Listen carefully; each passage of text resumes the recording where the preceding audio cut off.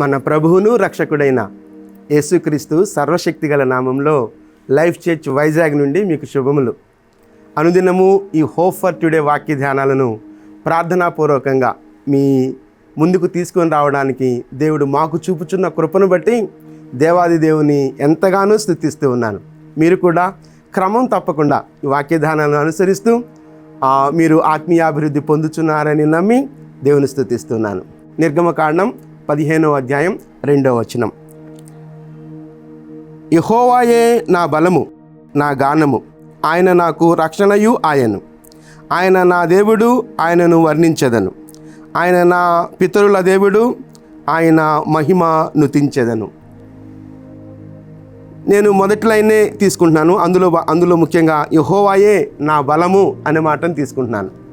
యెహోవాయే నా బలము అనే మాటను నేను తీసుకుంటున్నాను.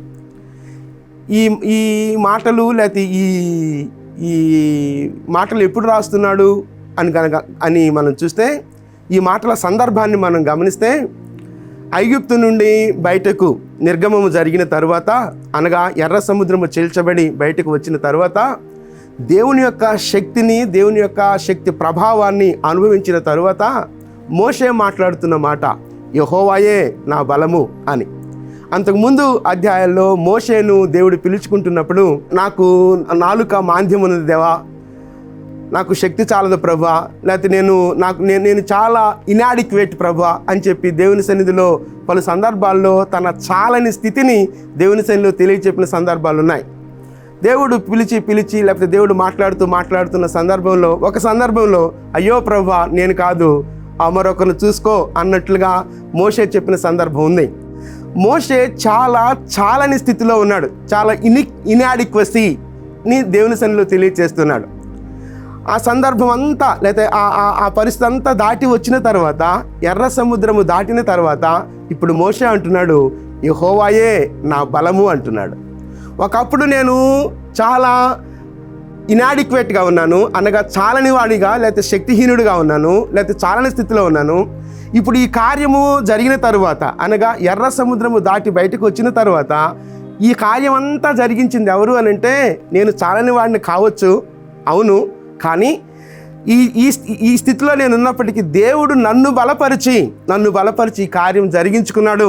ఈ అద్భుతమైనటువంటి కార్యం, ఐగుప్తు దేశం నుండి బయటకు తీసుకొని రావడం, అలాగే ఆ బయటకు తీసుకొని వచ్చే క్రమంలో ఎర్ర సముద్రము దాటి వచ్చిన సందర్భం. ఇక్కడ రాస్తున్నటువంటి అది స్తుతి కీర్తన, అది స్తుతి నిండిన హృదయంతో దేవుడు చేసిన గొప్ప కార్యాన్ని తలపోసుకుంటూ మాట్లాడుతున్న మాట. ఆ మాటల్లో మోషే పలికిన మాటను జ్ఞాపం చేసుకుంటున్నప్పుడు, ఆ మాటల్లో చెప్పిన మాటను జ్ఞాపం చేసుకున్నప్పుడు యెహోవాయే నా బలము, యెహోవాయే నా బలము. కనుక చాలని స్థితి ఏదున్నప్పటికీ మనల్ని బలపరిచే దేవుడు మనకున్నాడు అనే విషయాన్ని నేను ఈ సందర్భాన్ని బట్టి మనం పురికొల్పబడదాం. అంత మాత్రమే కాదు కీర్తనల గ్రంథంలోనికి వెళ్ళినట్లయితే కీర్తనల గ్రంథం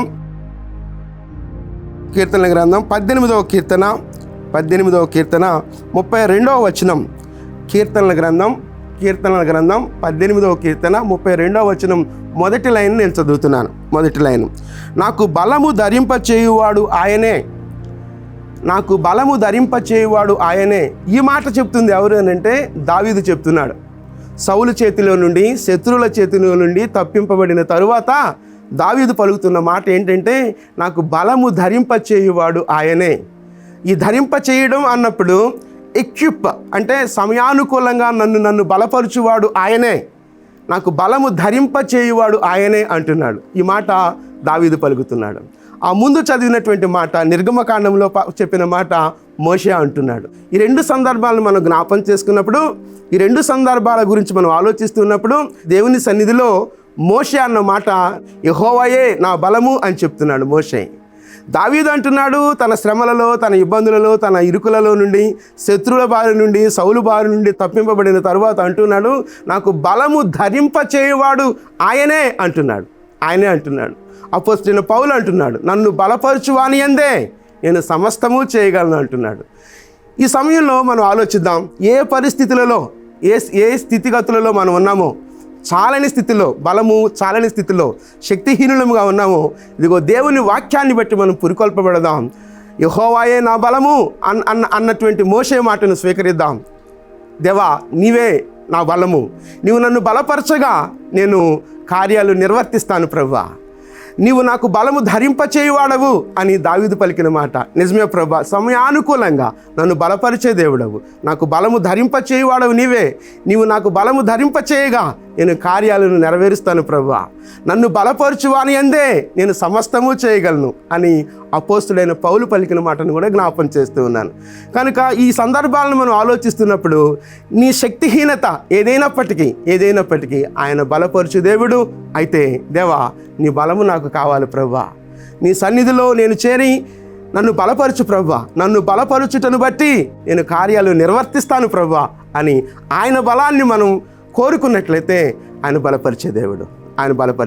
ఏ బలహీనత మనకు ఉన్నప్పటికీ, ఏ చాలని స్థితి మన జీవితాల్లో ఉన్నప్పటికీ, అది ఏదైనప్పటికీ ఆ ప్రతి పరిస్థితులలో దేవుడు మనల్ని బలపరచడానికి ఇష్టపడుతున్న దేవుడు. చిన్న ప్రార్థన చేస్తావా? చిన్న ప్రార్థన నేను చేస్తాను, నాతో కలిసి మీరు ఏకీవించగలరా? చిన్న ప్రార్థన చేద్దాం. దేవా, నన్ను బలపరచు ప్రభువా. నీ బలహీనత ఏంటో, నా బలహీనత ఏంటో, మన బలహీనతలను ఎరిగిన దేవుడు, మన చాలని స్థితిని ఎరిగిన దేవుడు. ఆ పరిస్థితులలో దేవా, నన్ను బలపరచు ప్రభువా అని ప్రార్థన చేద్దాం. చిన్న ప్రార్థన చేస్తాను.